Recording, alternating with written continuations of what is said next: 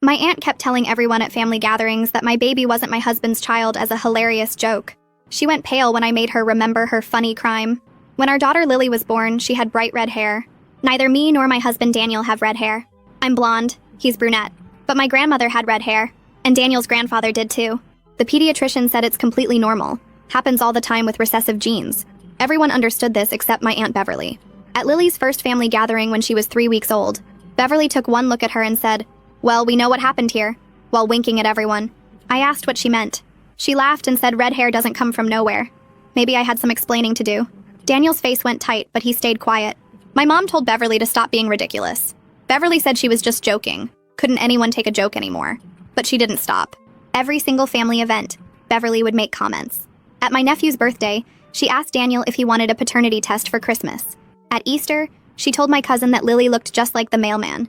At the 4th of July barbecue, she asked me in front of 15 relatives if I wanted to confess anything. Each time she'd laugh and say she was kidding. But Daniel stopped coming to family events after the 3rd time. Said he couldn't listen to it anymore. My mother-in-law heard about Beverly's jokes from my cousin. She started asking questions. Was Daniel sure? Had we considered testing? She never said these things to me, only to Daniel. He told me she was concerned about him being naive. His brother started making comments too. Subtle at first, then more direct. Asking Daniel if he noticed Lily didn't have his nose. Pointing out she was tall for her age when both Daniel and I were average height. Daniel started looking at Lily differently. Not with suspicion exactly, but with questions. He'd stare at her features during feeding time. Compare her baby pictures to his. One night I caught him looking up DNA testing websites on his phone. He said he was just curious about ancestry stuff. Beverly thought she was being hilarious. At Thanksgiving, she brought a 23andMe kit as a gift. Wrapped it in baby paper with a card that said, "For when you're ready for the truth." She announced to the whole table what it was. Said every family needed honesty. Daniel walked out, left me there with our baby and 20 relatives staring at us. I followed him to the car. He was crying. Said he hated himself for doubting, but the constant jokes were getting to him. That maybe we should do the test just to shut everyone up. I said if he needed a test after 3 years together and a planned pregnancy, then we had bigger problems than Beverly. We went home without eating dinner. Beverly texted me that night saying Daniel was too sensitive and couldn't handle a little teasing. That if I had nothing to hide, I wouldn't be so defensive. I didn't respond, but she kept going. Posted old pictures on Facebook of red-headed actors with captions like Lily's real daddy. Tagged me in articles about recessive genes with laughing emojis and comments like "Sure, John." Started a group chat with female relatives asking if anyone else thought it was suspicious. My cousin told me Beverly was placing actual bets on when Daniel would leave me. The breaking point came at Lily's first birthday party. We'd only invited close family, made it clear Beverly wasn't welcome. She showed up anyway, brought a gift. When Lily opened it in front of everyone, it was a onesie that said, "Daddy's maybe" on it. The room went silent. Daniel stood up, took Lily, and walked to our bedroom. I heard the door lock. Beverly was laughing, saying we needed to lighten up, that she'd bought it as a gag gift, that everyone was too uptight these days. That's when I lost it. I told her she was a miserable woman who destroyed relationships for entertainment, that her 3 divorces made sense now, that even her own kids didn't talk to her and everyone knew why.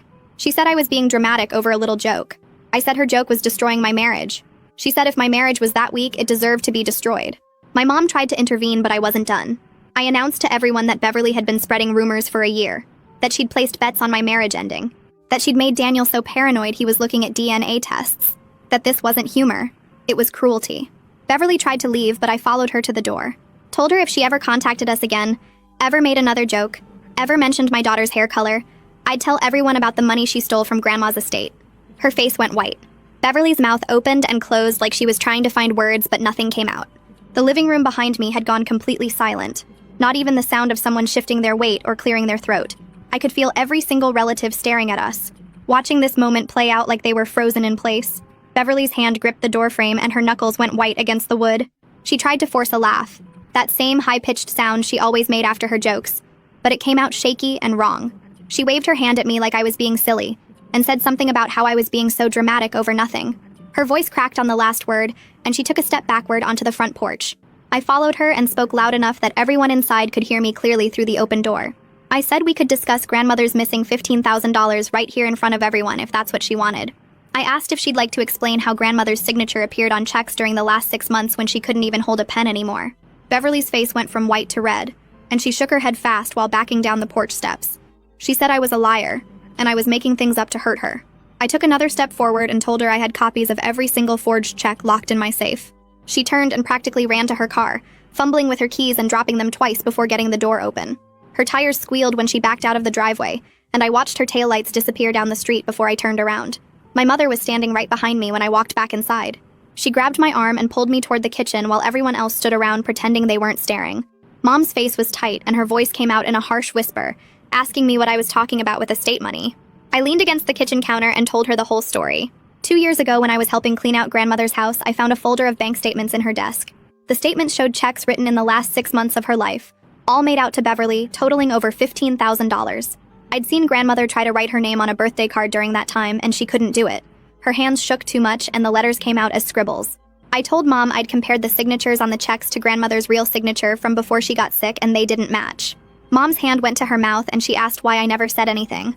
I explained that grandmother had just died, and everyone was sad, and fighting over money seemed wrong when we'd just buried her. I said I kept the copies just in case, but hoped I'd never need them. Mom closed her eyes and took a deep breath before saying she believed me, and she was sorry I'd been carrying that secret alone. When we walked back to the living room, people were already gathering their things and heading for the door. Nobody looked at me directly. They all found reasons to study their phones or check on their kids or remember something they forgot in their car. The whole party cleared out in less than 20 minutes with people making awkward excuses about early mornings and long drives. Scarlett was one of the last ones to leave, and she pulled me into a tight hug before she walked out. She whispered right in my ear that it was about time someone stood up to Beverly. She said she was sorry she didn't say something sooner, that she should have told me about the betting pool weeks ago instead of waiting. I hugged her back and told her I understood, and I wasn't mad at her. She squeezed my hand once more before heading out to her car. The house felt strange and quiet after everyone left, with half-eaten cake on plates and decorations still hanging everywhere. I walked down the hallway to our bedroom and knocked softly on the door. I said everyone was gone and it was just us now. The lock clicked and Daniel opened the door slowly, moving carefully like he didn't want to wake the baby. Lily was asleep on his shoulder with her little hand curled against his neck and her red hair sticking up in every direction. Daniel's eyes were red and puffy, and I could see tear tracks on his cheeks. He didn't say anything, just stepped back to let me in before closing the door behind us. We sat on the bed next to each other, not touching at first, just watching Lily sleep between us on the blanket. Her chest moved up and down with tiny breaths, and she made little sounds in her sleep. Daniel and I sat there for what felt like forever, neither of us knowing what to say or how to start. Finally, he spoke in a voice that was barely above a whisper. He said he was sorry for doubting me, sorry for letting Beverly's poison get into his head, sorry for not defending me better to his family. I told him I was sorry too. Sorry I let it go on so long before I fought back. Sorry I didn't shut Beverly down the first time she made a joke. We sat in silence for another few minutes before Daniel reached over and took my hand. That night, after we put Lily in her crib and turned on her nightlight, Daniel sat on the edge of our bed and told me something that made my stomach drop. He said he'd actually made an appointment for a DNA test next week at a lab downtown. His voice shook when he talked and he couldn't look at me. He said he felt disgusted with himself for even considering it, but Beverly's constant comments had gotten so deep into his head that he couldn't stop the doubts from creeping in. He said he'd lie awake at night looking at Lily's red hair and wondering, hating himself for wondering but unable to stop. He told me he'd been planning to go alone without telling me, just to get the test done and prove to himself that he was being crazy. I sat down next to him and put my hand on his back. I told him I understood why he felt that way, and I wasn't angry at him. I said if taking the test would give him peace and kill the doubts Beverly planted, then we should do it together. Daniel's face crumpled and he started crying, really crying in a way I'd never seen before. He put his head in his hands and his whole body shook. He said he didn't want to be the kind of husband who needed proof, didn't want to be the kind of father who looked at his daughter and questioned if she was really his. He said he loved Lily more than anything in the world, and he hated that Beverly had made him doubt something he knew in his heart was true. I held him while he cried and told him it was okay, that we'd get through this together. We talked for another hour about what to do and finally decided together that we'd do the DNA test. Not because either of us actually doubted the results, but because we needed to kill the poison Beverly had planted once and for all. We needed something concrete that Daniel could look at when the doubts crept in at night, something that would shut down any future comments from anyone. Daniel got his laptop and ordered a home test kit right there, paying extra for rush processing so we'd get results in 3 to 5 days instead of 2 weeks. We both felt sick about needing to do it, but also relieved that we'd finally have proof we could point to. My phone rang early the next morning while I was making coffee. Mom's name showed up on the screen and I almost didn't answer, but I figured I should get it over with. She started talking before I even said hello, her voice tight and angry. She said Beverly had been blowing up her phone since last night, claiming I was trying to destroy her reputation with lies. Beverly was telling everyone in the family that I'd made up the whole estate theft story to get revenge for her jokes. Mom's voice got quiet and serious when she asked me point blank if the theft was real, or if I'd just said it to hurt Beverly. I took a deep breath and told her yes. It was completely real, and I had copies of all the forged checks in my safe deposit box at the bank. I said I could show them to her anytime she wanted to see proof. An hour later, my phone rang again and Dad's name showed up. I picked up and he didn't even say hello, just asked why I never told him about the theft. His voice sounded tight and angry in a way I'd never heard before. I took a breath and explained that grandmother had just died when I found those forged checks. Everyone was grieving and falling apart. I didn't want to tear the whole family into pieces over money when we'd already lost her. The funeral had been hard enough without adding accusations and police reports. Dad went quiet for a minute and I could hear him breathing on the other end. Then he said he understood I was trying to protect everyone, but Beverly had been using my silence like a shield to hurt my family for a whole year. He told me he was going to handle Beverly himself now and I should just focus on fixing things with Daniel. He said not to worry about the family drama anymore because he'd take care of it. We hung up and I sat there staring at my phone feeling weird about the whole thing. Part of me felt relieved that Dad believed me and was stepping in. Another part felt guilty for keeping the theft quiet for so long. That afternoon, my phone rang again, and this time it was Kayla, Daniel's mom. My stomach dropped when I saw her name because I figured she was calling to yell at me or defend Beverly somehow. But when I answered, her voice sounded small and shaky. She said she needed to apologize for questioning Daniel about paternity. She told me she realized now that she let Beverly's gossip get into her head and change how she saw things. She said she was ashamed that she doubted her own son and made him feel like he needed to prove something. She kept saying she was sorry over and over. I told her it was okay, and that I understood how Beverly's constant comments could mess with people's heads. We talked for a few more minutes and she asked if she could come visit Lily soon. I said yes because I could tell she really meant the apology. My phone buzzed with a text from Christopher about 20 minutes after I got off the call with Kayla. The text was long and said he wanted to apologize for his comments about Lily's features. He admitted he was just repeating stuff he'd heard other family members saying at gatherings. He wrote that he never actually believed any of it and felt terrible for joining in. He said he should have stood up for us instead of making Daniel feel worse. I texted back that I appreciated him saying that and it took guts to admit he was wrong. 2 days later, we did the DNA test. Daniel opened the kit at the kitchen table while Lily played with blocks on the floor. The instructions said to swab the inside of the cheek for 30 seconds. Daniel did his first, rubbing the long cotton swab against the inside of his mouth while watching the timer on his phone. Then I held Lily still while he did hers, which was harder because she kept trying to grab the swab and bite it. We got enough cells, though, and sealed both swabs in their separate tubes. The kit came with a prepaid shipping envelope, and we walked to the post office right away to send it overnight. The lady behind the counter scanned it and said it would arrive tomorrow. The waiting period was 3 to 5 business days after they got it. Walking back to the car, Daniel grabbed my hand and squeezed it hard. Neither of us said anything, but I knew we were both thinking the same thing. Every hour was going to feel like torture, even though we both knew what the results would say. 3 days into the waiting period, I got an email notification on my phone. Beverly's name popped up in my inbox and my hands started shaking before I even opened it. The email was long, maybe 10 paragraphs, and she called me vindictive and cruel in the first sentence.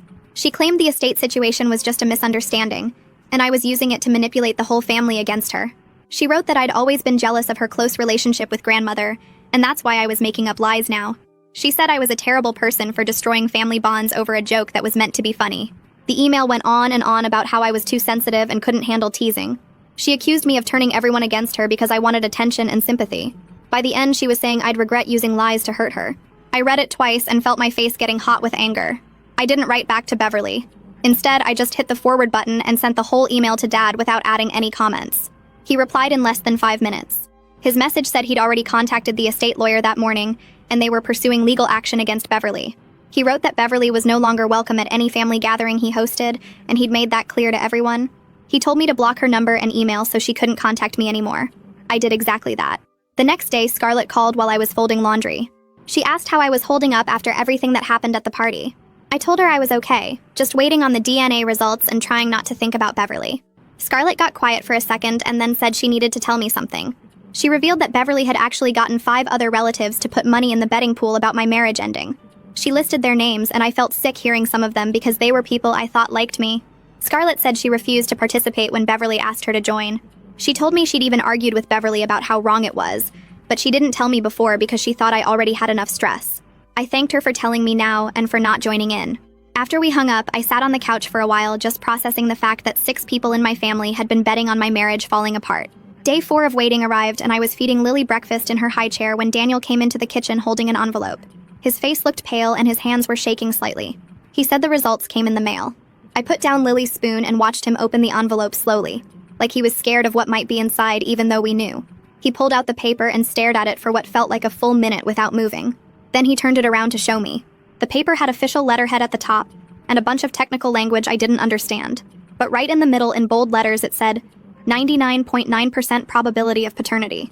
Daniel's eyes filled up with tears and so did mine. We just stood there in the kitchen crying while Lily banged her plastic spoon on her tray and babbled at us. Daniel came over and hugged me so hard I could barely breathe. Neither of us said anything for a long time. That afternoon, Daniel disappeared into the garage for about an hour. When he came back in, he was holding a simple black frame he'd bought at the store. He'd put the DNA results inside it. I asked him what he was doing, and he said he wanted to hang it in Lily's nursery. I thought that was kind of weird at first, like who frames a paternity test. But he explained that he wanted a reminder of how close he came to letting someone else's poison destroy his family. He said every time he walked into her room and saw that frame, he'd remember what we survived together and how we didn't let Beverly win. We hung it on the wall next to the growth chart, and Daniel stood there looking at it for a long time. I put my arm around his waist and leaned against him. The frame looked strange hanging there with all the cute baby decorations around it, but I understood why he needed it there. 2 days later, my mom called while I was doing dishes and asked if we'd come to Sunday dinner at their house. She said she needed to see us and promised Beverly wouldn't be there. Her voice sounded tired and sad when she told me she was heartbroken about everything that happened, but she believed me about the estate theft. She said I did the right thing finally using that information to protect my family. I told her we'd come, and she sounded relieved. That Sunday, we drove to my parents' house with Lily in her car seat, babbling the whole way. Daniel seemed nervous and kept adjusting his grip on the steering wheel. When we walked in, about a dozen relatives were already there, sitting around the dining room table. My dad stood up as soon as he saw us and hugged me tight. Then he asked everyone to sit down because he had something important to say. The room got quiet and people stopped passing dishes around. Dad cleared his throat and announced that he'd filed a formal complaint with the police about the forged checks Beverly wrote from grandmother's accounts. Several cousins gasped, and my Aunt Sarah put her hand over her mouth. But my uncle nodded like he'd been expecting this, and Scarlett reached over to squeeze my hand under the table. Dad said he had copies of everything, and the police were taking it seriously. My mom started crying quietly, and Daniel put his arm around my shoulders. The next afternoon, I was folding laundry in the living room when my phone rang from a number I didn't recognize. I answered it and heard a woman crying so hard she could barely talk. She said her name, and I realized it was Beverly's daughter calling me. She begged me to drop the theft charges and said her mother made a mistake but didn't deserve to go to jail. I sat down on the couch because my legs felt shaky. I told her as gently as I could that I wasn't pressing charges. My father was, and it was out of my hands now. She kept crying and said her mom had problems, but she was still her mom. I said I understood that, but Beverly had a whole year to stop attacking my family, and she chose to keep going. Beverly's daughter said I was being cruel and hung up on me. I sat there holding the phone for a while, feeling sick to my stomach even though I knew I'd done nothing wrong. That night after Lily went to bed, Daniel and I were sitting on the couch watching TV when he muted it suddenly. He turned to me and said he thought we should start seeing a marriage counselor. My stomach dropped because I worried he was going to say he wanted a divorce. But he explained that the DNA test proved biology and genetics, but it didn't automatically fix the fact that he doubted me for months. He said those doubts did damage and we needed help working through it. I felt relieved and scared at the same time. I told him I thought that was a good idea, and he squeezed my hand. He'd already looked up a few counselors who specialized in family issues and trust problems. We made an appointment for the following week. The first counseling session felt awkward from the moment we sat down on the therapist's couch. The counselor was a woman in her 50s who asked us to explain why we were there. Daniel started talking and admitted he felt ashamed of his doubts about Lily's paternity. His voice cracked when he said he hated himself for letting Beverly's poison get into his head. Then it was my turn, and I said I resented him for not defending me more strongly to his family. I told the counselor I felt alone dealing with Beverly's attacks, while Daniel stayed quiet or avoided family events. The counselor listened to both of us and said these were completely normal feelings after what we'd been through. She explained that trust damage takes time to heal, and we shouldn't expect everything to be fixed immediately, just because we had proof. She gave us some exercises to do at home about communicating our feelings without blaming each other. When we left, I felt exhausted, but also a little hopeful. 2 weeks after the birthday party disaster, Daniel got a text from Beverly's husband asking if we could all sit down and have a conversation. Daniel showed me the message and asked what I thought. I said absolutely not, but it was his decision too. Daniel texted back that Beverly wasn't safe for our family right now and we needed space. His hands were shaking while he typed it. Beverly's husband sent back a long message saying Beverly was struggling and felt terrible about everything. Daniel turned his phone off without responding. He told me he was done making excuses for people who hurt us. I hugged him and told him I was proud of him for setting that boundary. 3 days later, my dad called me in the middle of the afternoon sounding angry. The estate lawyer had contacted him with new findings about Beverly's theft. She'd actually taken closer to $22,000 over 6 months, not the $15,000 I'd originally found. The lawyer showed my dad bank records proving Beverly had been systematically draining grandmother's accounts while claiming to help with her bills. She'd forged grandmother's signature on checks and made electronic transfers to her own account. My dad said he felt sick knowing his own sister had stolen from their dying mother. He told me the police were treating it as a serious felony case now because of the amount. I didn't know what to say, so I just listened while he talked through his anger and sadness. Over the next few days, several relatives who'd been in Beverly's betting pool started sending me awkward apology texts. One cousin said she thought it was just a harmless joke and didn't realize how much damage it was causing. Another aunt texted that she felt terrible and wanted to make it right. I read each message but didn't respond to most of them. I was still too angry that they'd participated in something so cruel. Even if they claimed they thought it was harmless, they'd been betting actual money on my marriage falling apart. Scarlett called to tell me she'd heard 2 of them were trying to get others to pressure me into accepting their apologies. I told her I'd forgive them when I was ready and not before. She said that was completely fair, and she'd run interference if anyone bothered me about it. By our 4th counseling session, Daniel and I had made some progress but hit a wall during one discussion. The counselor asked Daniel what was holding him back from fully trusting again. He got quiet for a long time, and then finally admitted he'd been struggling with feeling like a fool. He said everyone must think he's stupid for not seeing through Beverly's lies sooner. The counselor leaned forward and told him that being manipulated by a sustained campaign of lies doesn't make him stupid. She explained that Beverly had been deliberately and systematically working to destroy his confidence over more than a year. She said falling for manipulation makes him human, not foolish, especially when it came from family he was supposed to trust. Daniel started crying and I reached over to hold his hand. That session felt like a real breakthrough because he'd been carrying that shame silently. At the end of that same session, the counselor turned to me and asked if there was anything I felt guilty about. I hesitated because I didn't want to admit it out loud. But finally, I confessed that part of me had enjoyed threatening Beverly with the estate information. I said I felt guilty about using what felt like blackmail tactics, even though she deserved consequences for what she'd done. The counselor nodded and said it was completely okay to have complicated feelings about standing up for yourself. She told me that using information to protect my family from ongoing harm wasn't the same as blackmail for personal gain. She said I could acknowledge that standing up to Beverly felt good, while also recognizing it wasn't my proudest moment. That helped me feel less conflicted about the whole confrontation. The next week, my mom showed up on Tuesday morning with grocery bags and a determined look on her face. She said she'd be coming over every Tuesday from now on to spend time with Lily and help around the house. I started to protest, but she held up her hand and told me she needed to do this. She unpacked the groceries while Lily played with blocks on the kitchen floor. Mom picked up Lily and sat on the couch with her, just watching her stack the blocks and knock them down. After about 20 minutes of this, Mom looked at me and said she'd been thinking a lot about Beverly's comments from the beginning. She admitted she'd told me to ignore Beverly at that first gathering when Lily was only 3 weeks old. Mom said she wished she'd shut Beverly down harder right from the start, instead of treating it like harmless family nonsense. She told me she'd spent years trying to keep peace in the family by minimizing problems, and she was done with that approach. I sat down next to her and told her I understood why she'd reacted that way. Mom shook her head and said, understanding didn't make it right, and she should have protected me and Daniel better. She came back the following Tuesday and every Tuesday after that. Sometimes she'd bring lunch, sometimes she'd just play with Lily while I caught up on laundry, or took a shower without rushing. It became this steady thing I could count on. 2 weeks after Mom started her Tuesday visits, Kayla called Daniel and asked if we'd come to dinner at their house on Saturday. Daniel asked if this was about Beverly, and Kayla said yes. His whole family wanted to talk to us. I could see Daniel tense up on the couch while he listened to his mom on the phone. He told her we'd think about it and call her back. But after he hung up, we sat there for a while not saying anything. Finally, Daniel said he thought we should go because his family owed us an actual apology, and this seemed like they were trying to give one. I agreed, but told him we'd leave the second anyone made excuses for their behavior. Saturday came and we drove to Kayla's house with Lily in her car seat. Daniel's brother Christopher answered the door and immediately said he was glad we came. The whole family was there in the dining room. Kayla had made this big meal with Daniel's favorite foods. We all sat down, and it was incredibly awkward at first with everyone just passing dishes around in silence. Then Kayla put down her fork and looked directly at both of us. She said she needed to say something formal and important. She told us that Daniel's family had failed to trust his judgment and support his marriage when he needed them most. Kayla said they'd let Beverly's rumors influence them instead of believing in Daniel's character and integrity. She apologized for questioning him about paternity, and for making him feel like his own mother doubted him. Christopher jumped in and apologized for his comments about Lily's features, and for repeating gossip instead of supporting his brother. Daniel's dad, who'd been quiet this whole time, said he was ashamed he hadn't stepped in to stop the family from piling on. The dinner lasted 3 hours, and it was uncomfortable the entire time, but I could tell everyone meant what they were saying.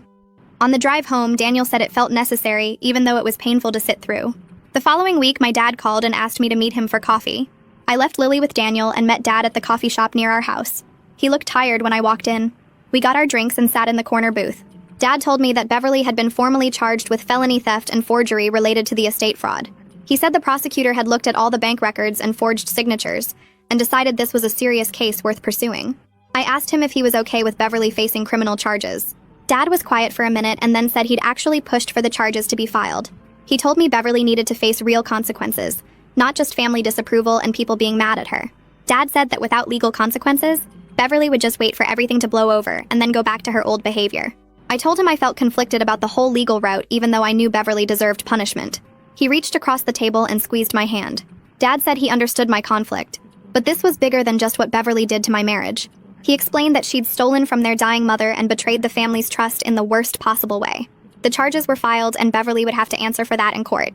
I asked if he thought she'd go to jail. Dad said he didn't know, but he hoped she'd at least get probation and have to pay restitution. Our counseling sessions continued every week, and slowly things started shifting between Daniel and me. The counselor gave us homework about rebuilding intimacy through small daily actions instead of trying to fix everything at once. Daniel took the assignment seriously.